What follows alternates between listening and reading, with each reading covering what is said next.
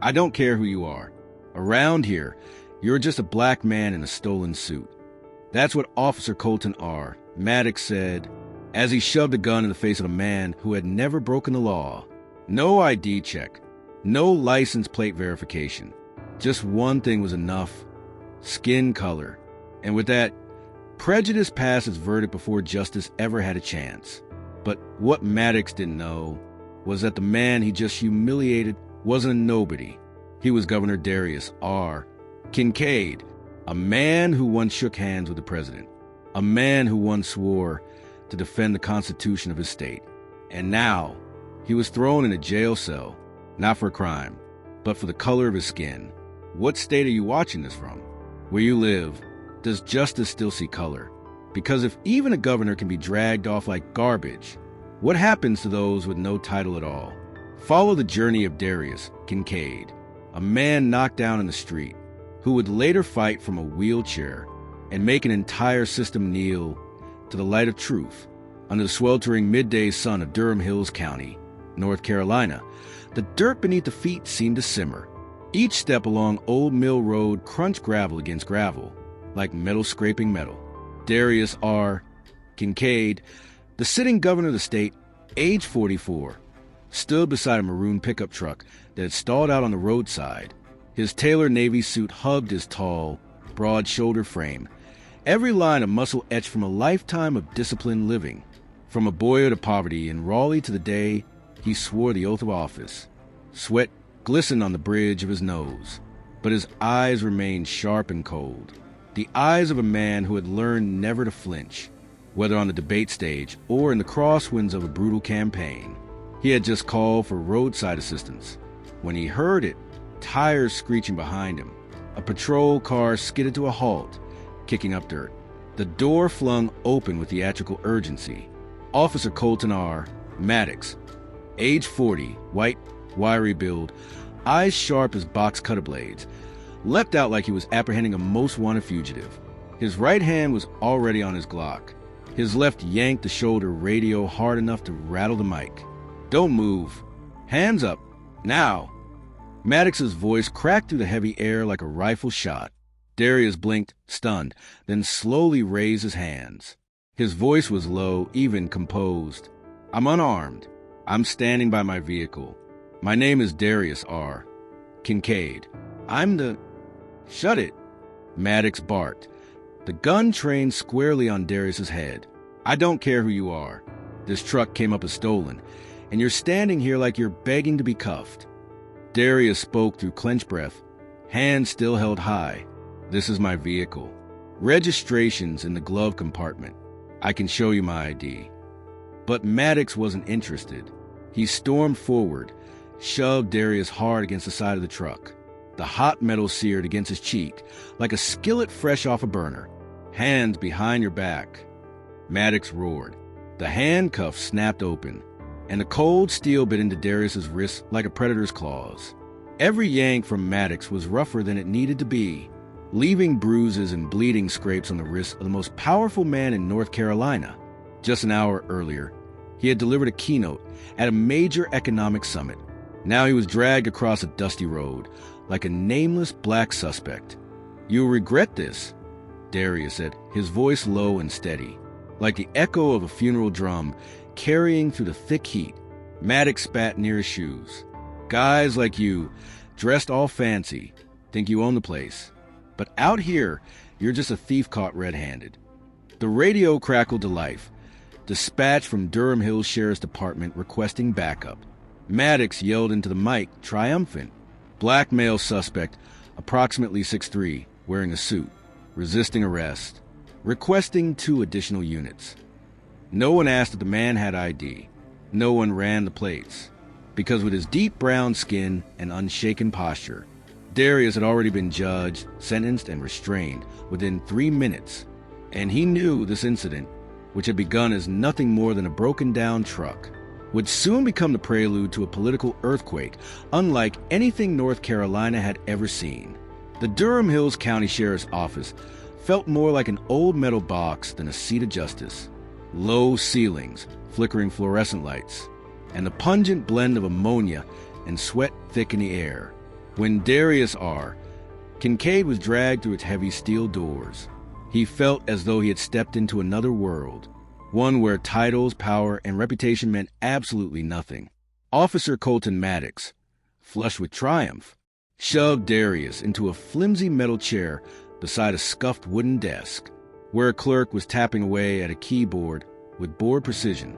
Suspect name, Darius Kane. Charges, grand theft auto, resisting arrest. The clerk read aloud, without so much as a glance upward. "It's Kincaid," Darius corrected, his voice low and hoarse. "I am Governor Darius R. Kincaid." The clerk scoffed. "Right, and I'm the president." Darius turned toward Maddox. "I'm requesting a phone call. That is my legal right." Maddox leaned in close, his voice low and taunting. "You think the law means something here? In Durham Hills, we write our own rules." Just then, Sheriff Vernon L. Pike entered the room, a heavy-set man with silvered whiskers and a flushed, barroom face. His eyes scanned Darius like a piece of spoiled meat. "This the black guy you said stole the truck?" "Yes, sir," Maddox said, smug. "Acts smart. Talks like he's a lawyer or something." Pike stepped forward, tapping a thick finger against Darius's forehead. "You know, someone like you, doesn't matter how sharp the suit is. You're not fooling anyone. Thieves are clever these days." Darius's voice hardened. "I'm warning you. What you're doing today will have consequences." Pike laughed. "Consequences? You hear that, Maddox? This guy thinks he's somebody. What is he, a politician or something?" In the back processing room, Darius was hauled in for fingerprinting. The technician, an older man with graying hair named Jeffers, deliberately pressed Darius's injured wrists onto the table with extra force, causing the bruises from the cuffs to reopen and bleed. "Oops," Jeffers said flatly. Slip. When Darius resisted, two more officers entered. They yanked his arms behind him and slammed him to the floor. A heavy boot pressed into his back, sending a spike of pain through his ribs. In that moment, all he could hear was the hum of the air conditioner and the thunder of his own heartbeat. "Cell 2, Sheriff Pike ordered. "Let him sit in there and think about impersonating a government official." No one checked Darius's ID. No one ran the license plate. Every piece of verifiable evidence was ignored. Worse, when he requested to contact his attorney or legal counsel, Maddox flatly refused.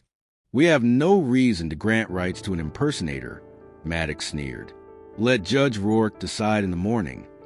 Just the name alone cast a chill over the holding cell. Rourke, notorious for his harsh sentencing of black defendants, especially those who dared speak against the system. That night, Darius sat on a cold steel cot, his suit wrinkled, blood seeping slowly from his wrist. But in his eyes, blurred bruised, there still burned the same fire that had once lifted him to the governor's mansion, defiance. And deep within, he made a silent vow.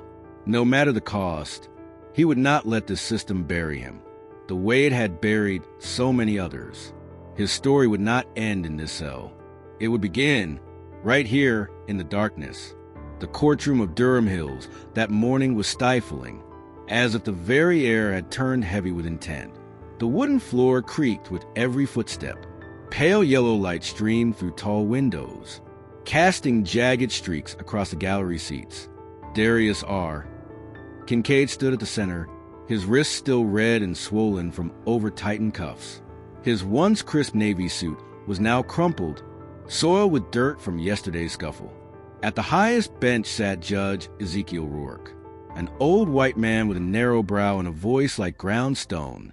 He tapped his gavel lightly, his icy eyes locked on the black man shackled before him. "Defendant," Rourke said flatly, "they say you're claiming to be the governor. Just how stupid do you think I am?" Darius lifted his head. He didn't plead. He didn't shout. He simply spoke, firm, grounded. "I'm not claiming anything, Your Honor. I am Darius R. Kincaid, the sitting governor of North Carolina. My ID is in my wallet. Check it." A long silence stretched. The court-appointed attorney, a young man in an ill-fitting suit with fear in his eyes, touched Darius's shoulder lightly but said nothing. Police had whispered something to him before entering the courtroom. Perhaps a warning, perhaps a threat. Rourke leaned back, smirked. I saw that ID. Cheap forgery printed on someone's inkjet here in Durham Hills. Don't insult this courtroom with childish games.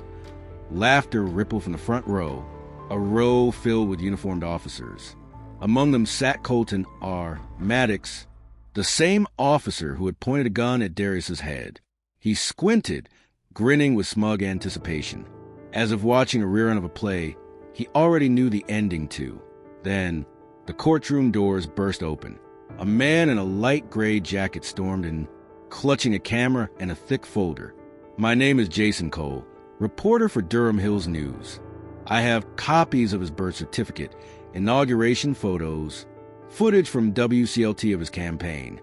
He is not an imposter. The courtroom erupted in murmurs. Several attendees stood, whispering urgently. But before Jason could reach the bench, two security officers tackled him to the floor. Rourke slammed his gavel. Remove him. This is a courtroom, not a circus for tabloid theatrics. Jason was dragged out, shouting over his shoulder, his arms straining upward with the folder still in hand. He's a governor. He's not impersonating anyone. Don't let justice die because of you.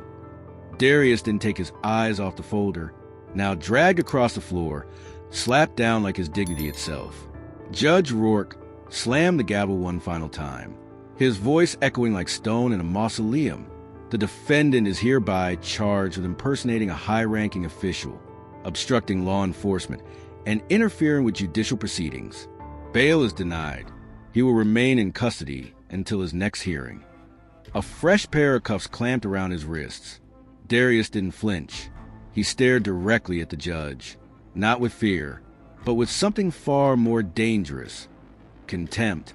As he was escorted out of the courtroom, he turned to look behind him, at rows of expressionless faces. No one willing to stand with him. No one except Jason Cole, now being shoved beyond the courthouse gate, clutching a shattered video camera, his eyes locked with Darius's. He knew, and he wouldn't stay silent. And Darius knew that too. The one truth he still believed in was this. Once exposed, truth does not stay buried forever. Durham Hills Jail was a moldy, claustrophobic maze, stinking of mildew and the sweat of men long forgotten, as if the very walls soaked in the groans no one ever heard. Darius R.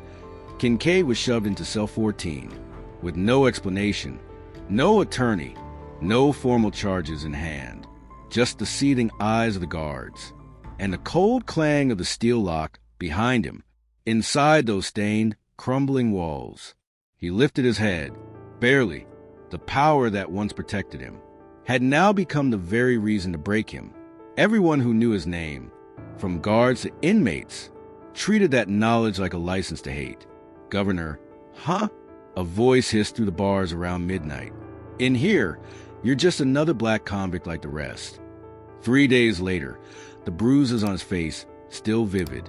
Two inmates entered the common area, where Darius sat quietly, trying to keep to himself. One of them was huge, a skull tattoo wrapped around his neck. His name was Reddick, a known hothead who'd once been sentenced for assaulting a cop. He swaggered toward Darius, eyes narrowed. Heard you were a big shot out there, he muttered. Let's see how big you are in here. Before Darius could respond, the first punch smashed into his face. No one moved.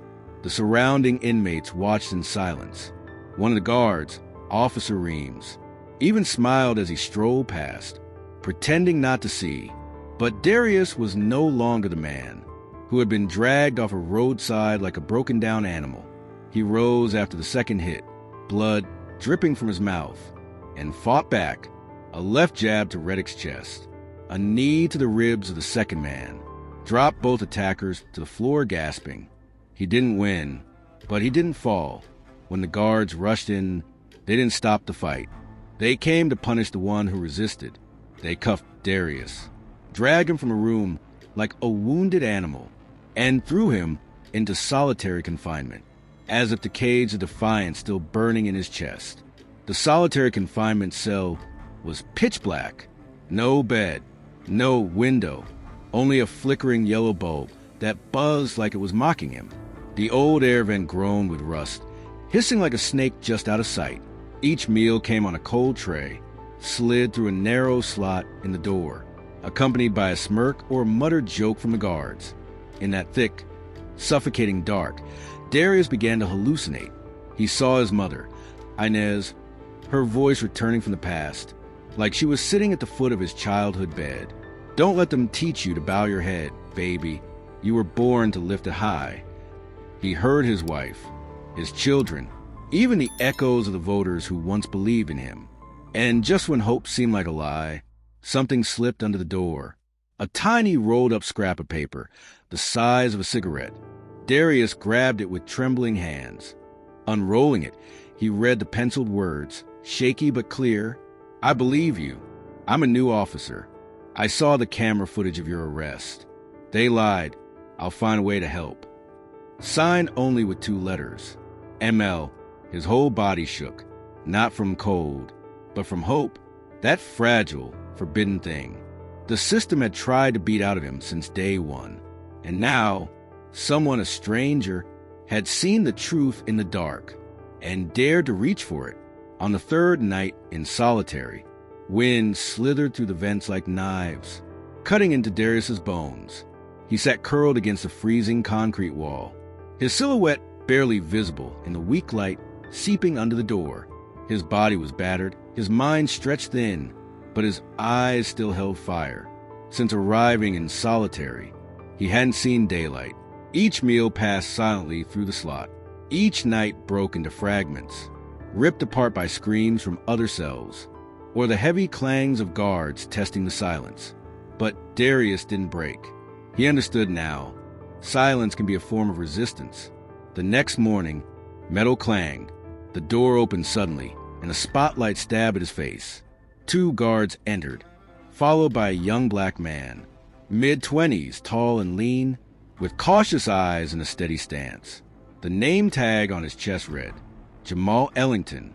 Mr. Kincaid, I know who you are, Jamal whispered, as he knelt to inspect the restraints. I watched your debate in Fayetteville. That's why I joined this job. Darius's eyes softened, just slightly, in a place where truth had been crushed. A few quiet words could still feel like sunlight.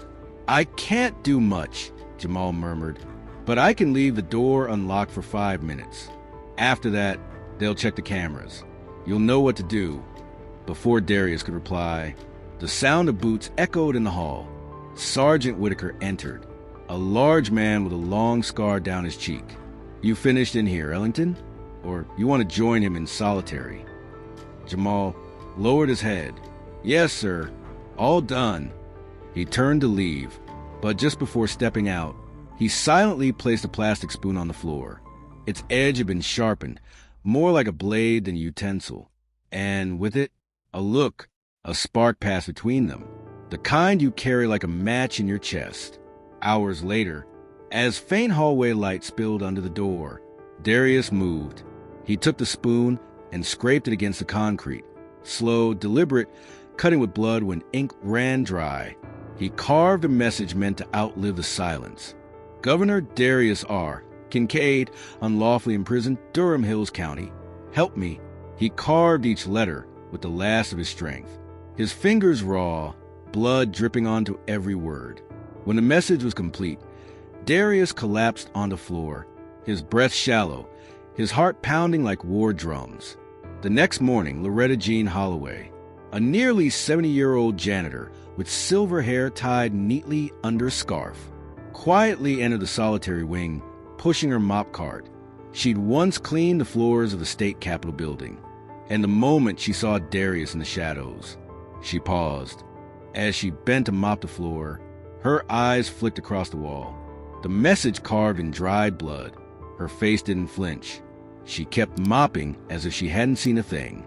But when she left solitary, she pulled out an old inventory slip, scribbled the message onto its back, and slipped it into her coat pocket.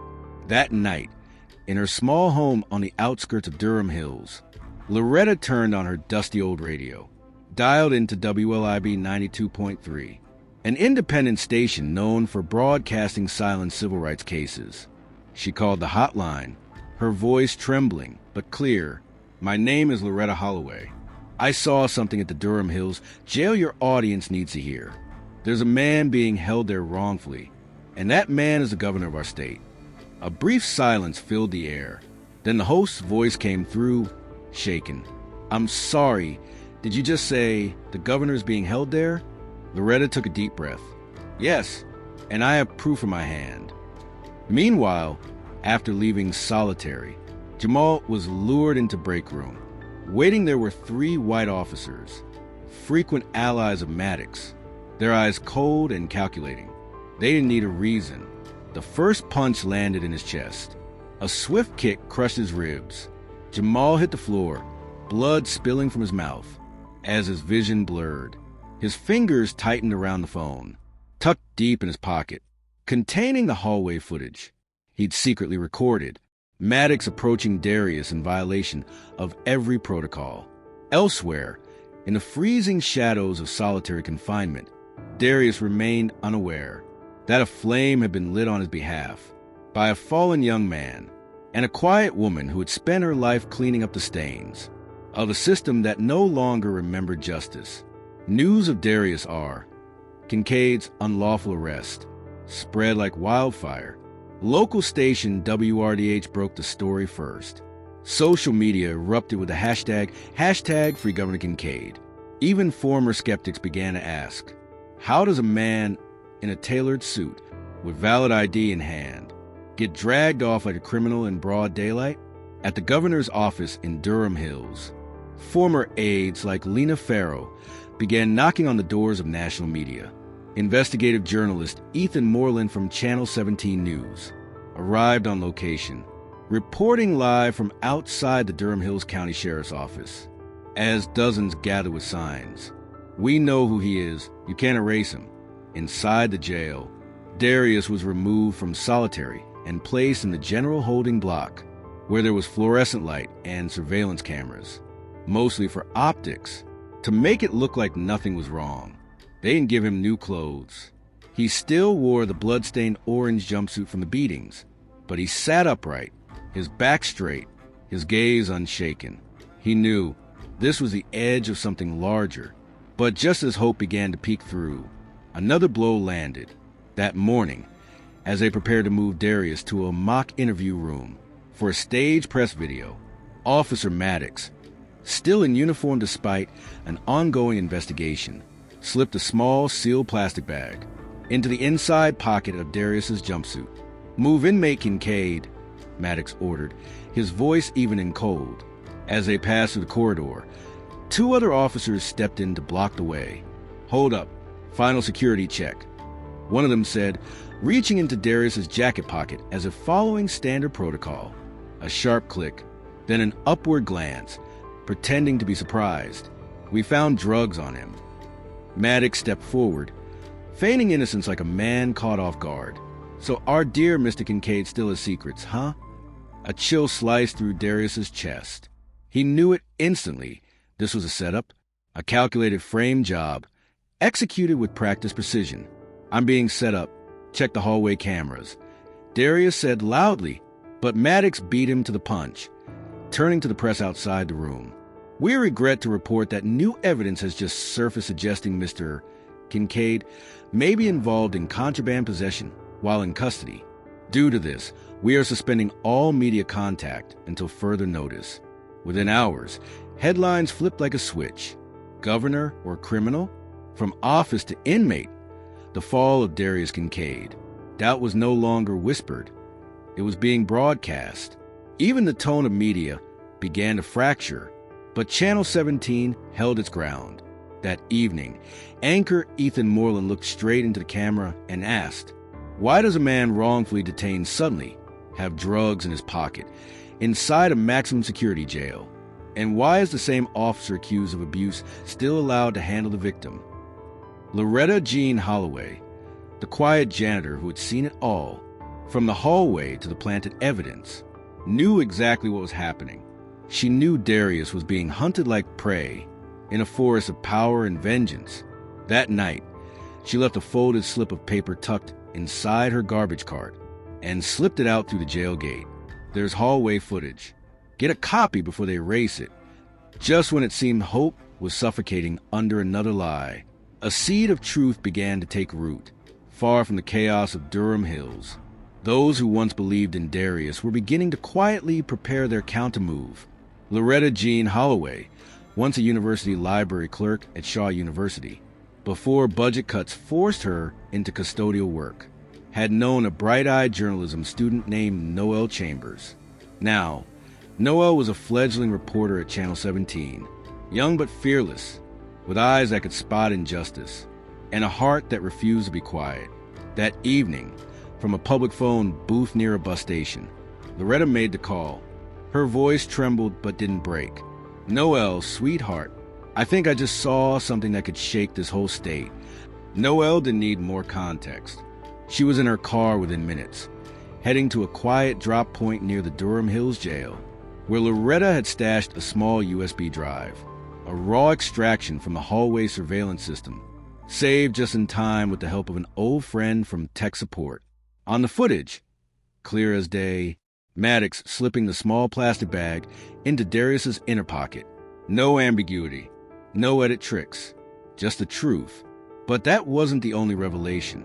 Jamal Ellington, the young black officer who'd been brutally beaten in the staff lounge, lay unconscious in a hospital bed. But before losing consciousness, he had slipped his personal phone into the hands of a trusted EMT. His last whispered words: "If I don't wake up, give this to a reporter. Darius is innocent." The phone contained a secretly recorded video by Jamal, capturing Maddox assaulting Darius in the holding cell a week before, as well as internal notes exposing tampered incarceration records. The nurse, Mireille Benoit, a Haitian-born woman, had once watched her husband be wrongfully detained for no other reason than being an immigrant. She didn't hesitate. The very next night, she appeared at the Channel 17 newsroom. Inside, 3 women, Loretta, Noel, and Mireille, sat around a cold tea table, their eyes steady, resolved. None of them held institutional power, but they had the truth. And more importantly, they had each other. "We could lose our jobs. We could be watched," Loretta said, her voice hoarse but sharp as a blade. "But if we don't do anything, then we let our children grow up in a world where truth is buried." Noel nodded. "Then we start here." That evening, news broadcasts across North Carolina exploded like a political bomb. From WRAL to CBS 17, screens lit up with the battered face of Darius R. Kincaid and the plea for help captured in Jamal Ellington's leaked video. Channel 17's investigative journalist Ethan Moreland connected the threads, airing a comprehensive expose built on the testimony of Loretta Jean Holloway, security footage, and video proof of Maddox planting drugs in Darius's pocket. Public outrage surged by the hour. The State Department of Justice issued an emergency order suspending the entire unit associated with Officer Colton R. Maddox pending independent review. Despite protests from within the department, Maddox was stripped of his badge and firearm that same night. At 3:20 a.m., an emergency executive order from the acting governor was signed, authorizing the temporary release of Darius Kincaid in order to protect a key witness and proceed with the internal investigation. A federal task force was deployed to Durham Hills County for escort duty. At 5 a.m., Officer Carla Monroe, a seasoned federal agent with ties to Durham Hills, arrived at the detention facility, official documents in hand. She didn't say much, but the look in her eyes as she approached Darius was all conviction. "We're taking you somewhere safe," she said, unlocking the cell. "It's not over, but at least now you're not in their hands." Darius said nothing, but in his eyes that had once gone dark, a flicker of light returned.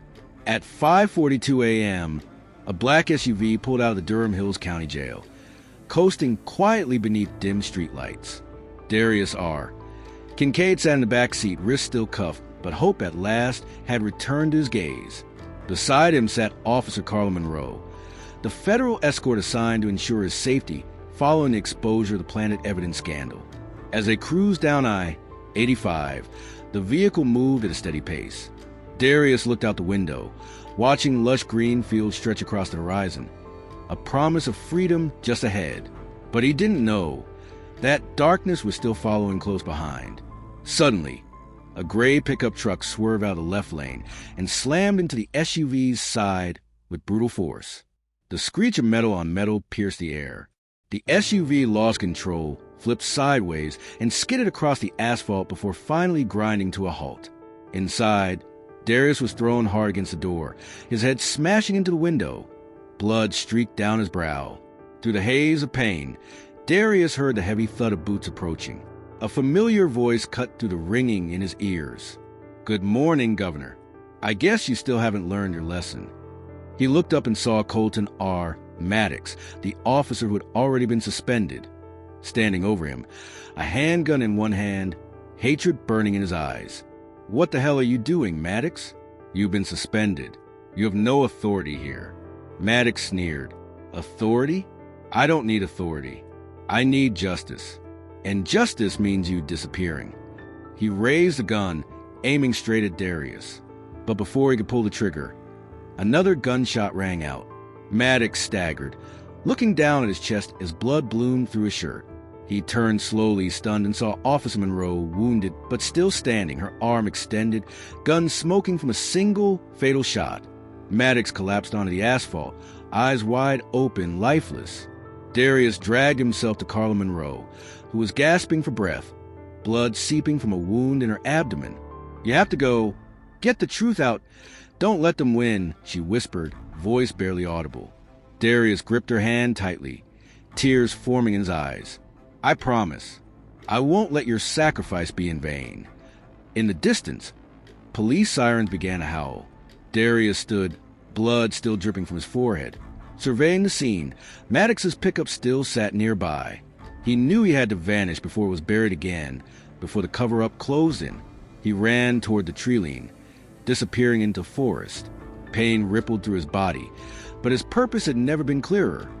Expose it all, even if it killed him. Outside Durham Hills, Darius R. Kincaid lay still on a narrow cot in a rustic wooden cabin, his left shoulder crudely bandaged, dry blood crusting his nose. After the violent ambush the night before, Carla Monroe had been airlifted to Durham Hills Hospital in critical condition. Reese, the only remaining officer still able to fight, had managed to extract Darius and bring him to this temporary hideout to await federal backup. Darius couldn't wrap his head around it. How Maddox, a man under national scrutiny and officially suspended, had not yet been arrested. But one truth remained clear. Maddox was still hunting him, and Darius, alive and breathing, was the last thread keeping the system unraveling. Outside, wind screamed through the pine trees, whispering of storm on the horizon. Reese checked his ammo one final time and gave Darius a tight nod. "We just have to hold until the feds arrive. They're about 45 minutes out." But the forest didn't wait for anyone. Suddenly, the roar of pickup engines shattered the silence. At least 3 trucks thundered into the cabin clearing. Men in camo, faces hidden, guns raised, a small private militia. And leading them was Colton R. Maddox. He limped out of the lead truck, his left leg crudely splinted, right cheek wrapped in a bloody bandage, the cause of Carla's bullet. But the rage in his eyes burned brighter than ever. "You really thought you'd get away, Kincaid?" Maddox growled through clenched teeth, raising his shotgun as if it were an extension of his body. "I lost my badge. Lost everything. Because of you. So now you'll lose everything. Darius Kincaid." Maddox roared like a feral animal, his shotgun aimed squarely at the cabin. "Come out, or we'll burn this rat nest to the ground." Inside, Darius motioned for Reese to set up a defensive line. But before they could act, Maddox lifted something high above his head. A young boy, about 10 years old, his hands tied, face streaked with dirt and fear. "His name's Malik," Maddox shouted, scanning the extremist livestream cameras his militia had set up. "Just a side trophy. I know you can't stomach this, Kincaid." For a moment, the world went silent. Reese screamed into his headset, calling for immediate backup. But Darius knew it wouldn't arrive in time. The fire had already been lit, and that boy was standing in its center. He tore off his shoulder bandage. Blood seeped through his shirt again. Unarmed, without armor, Darius stepped out of the cabin with his hands raised. "Maddox," he called, voice steady despite his trembling, bloodied frame. "Let the boy go. I'm right here. Take whatever you want from me." A pause. Maddox grinned, nodding as if he'd just won the game. "All right," he said, then motioned to one of his men. A militiaman shoved Malik toward Darius. But just as the child began to run, a sharp crack echoed from the woods. A sniper's bullet tore into Darius's left shoulder, dropping him to his knees. Blood poured freely. The boy screamed, tugging at Darius's arm. But Darius shook his head, signaling him to keep running. And then sirens, loudspeakers, tactical commands echoing through the trees. Federal agents had arrived. Gunfire erupted. Bullets tore through branches and brush as a full-blown firefight exploded. Maddox and his militia scrambled to retreat, but not before leaving one final, blood-scrawled message across the side of their pickup. "White revolution begins." Reese sprinted to Darius's side, helping a military medic pull him behind cover. As consciousness faded, Darius's eyes focused on Malik, safe in the arms of a female officer. His lips barely moved, whispering, That's why I'm still alive." Following the intense standoff, Maddox, still wounded, attempted to flee the forest with his remaining men, but federal agents intercepted them before they could escape. Under a fallen tree, Maddox, drenched in blood, staggered forward, eyes wild with rage and confusion. He'd survived retreats before, but this time, no madness could carry his failing body any further. A rifle stock cracked against his shoulder, delivered with surgical precision by a federal officer. "Colton R. Maddox," the officer said coldly, "you're under arrest for the assault of the state governor, armed insurrection, and attempted domestic terrorism." Maddox thrashed and spat, screaming into the chaos of smoke and vengeance. "We'll be back. The white revolution isn't over." But no one was listening anymore. Hands bound behind his back, Maddox was led away from the forest. No longer a badge-wielding symbol of corrupted authority, but just another broken extremist in chains. At Durham Hills Hospital, cold white light from the ceiling pierced through Darius R. Kincaid's closed eyelids like a blade. He tried to move, but his legs felt sore and numb. The heart monitor beeped steadily, a reminder that he was still alive. But alive did not mean whole. A female doctor entered. Her voice was soft but unflinching. "The bullet reached your spinal cord, Governor Kincaid. You're paralyzed from the waist down. We'll do everything we can to assist your recovery, but this will be a long road." Darius said nothing. His eyes remained half-lidded, fixed on the ceiling as if reading an invisible sentence. There was no bitterness left. He didn't have the energy to feel anger anymore. Only emptiness remained. A part of him had been taken. That afternoon, after the nurses had finished dressing his wounds and everyone had cleared the room, a familiar figure stepped in.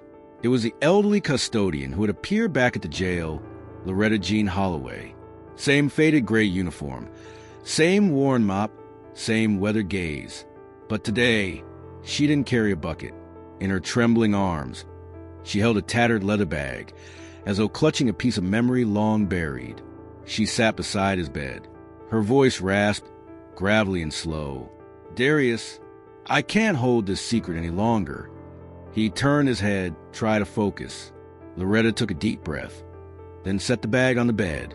She opened it to reveal thick case files, yellowed paper stamped with the Durham Hills Police Department seal from the 1980s, along with a few old cassette tapes and blurred black and white photographs. "This is proof," she said, "that links Colton R., Maddox, Judge Rourke, and an underground network of politicians, cops, and judges. They all shared the same funding, from a far-right group called the White County Order. The whole system was built to protect men like Maddox and to bury anyone who threatened their power."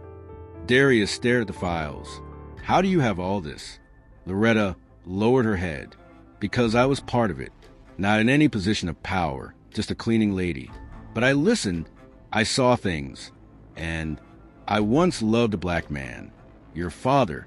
When I got pregnant, that system wouldn't let me keep you.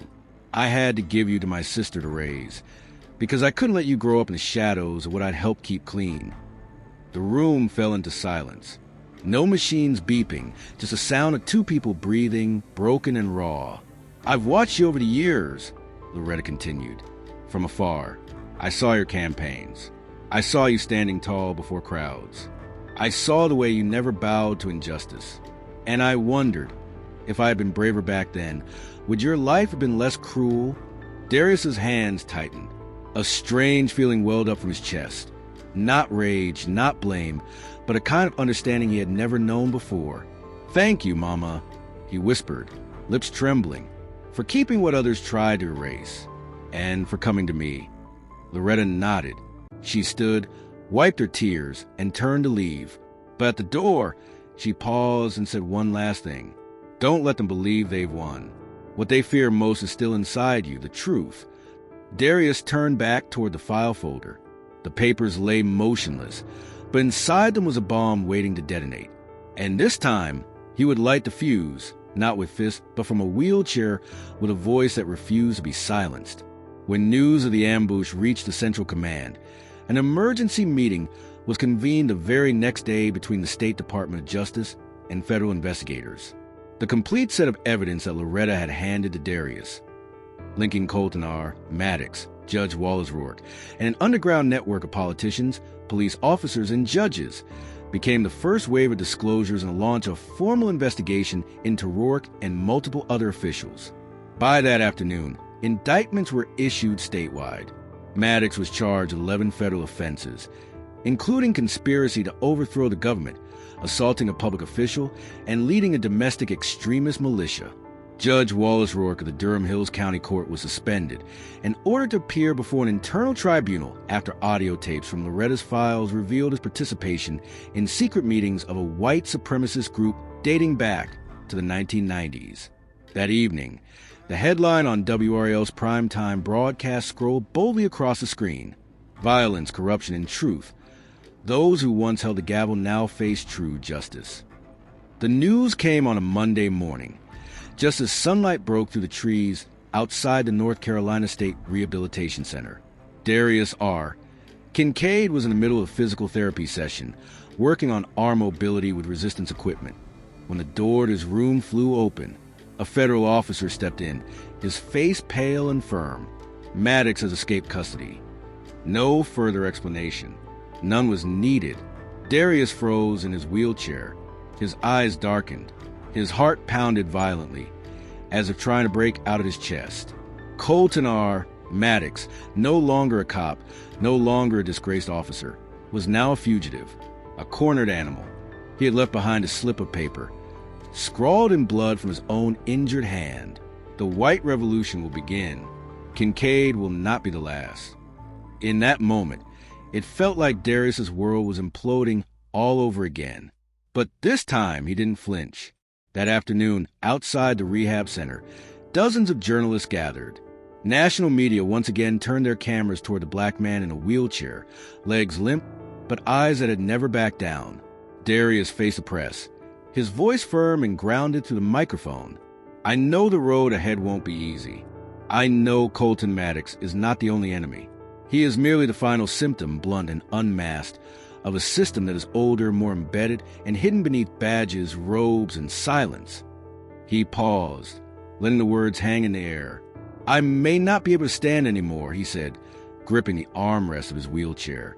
"But I don't need to stand to keep fighting, because justice doesn't require legs. It requires a spine, and mine is still intact." Behind the barriers, the crowd erupted into applause.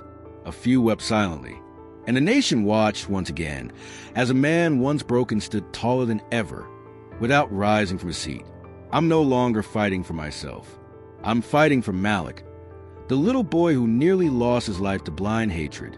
I'm fighting for Loretta Jean Holloway, the mother I never called by name, but who gave me the strength to stare into the roots of evil. And I'm fighting for the children this system still tries to teach that their worth is measured by the color of their skin." Darius looked up, eyes locked on the camera lens. "Maddox is running, but I'm not. I will speak. I will write. I will testify. I will go to every school, every city, every courtroom if I have to, because when righteousness goes silent, lies will scream, and I will not be silent."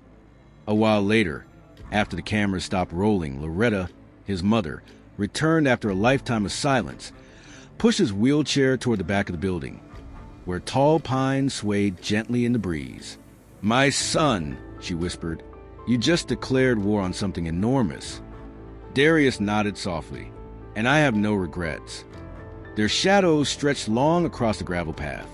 Darius looked up at the sky, the same North Carolina sky under which he once took his oath of office. But this time, he wasn't representing a term in office. He was representing a generation.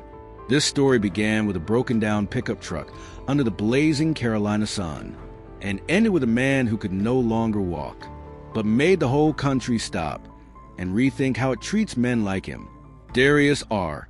Kincaid, a black governor, was buried beneath the ashes of hatred, but rose again with a vow: "I won't let the next generation grow up in fear like I did." He wasn't a superhero. He was beaten. He was shot. He was paralyzed. But it was that very brokenness that made him a symbol.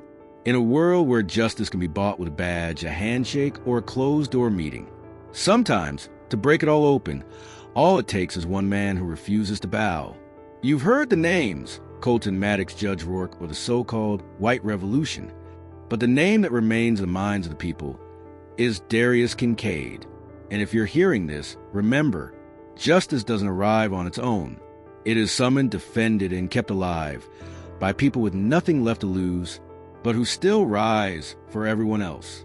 If this story moved you, leave a comment with hashtag Justice for Darius, like, and subscribe for more true stories of justice, courage, and the fight to rise in an America still wrestling with itself. You may wonder, can a man in a wheelchair shake the system? We think he already did.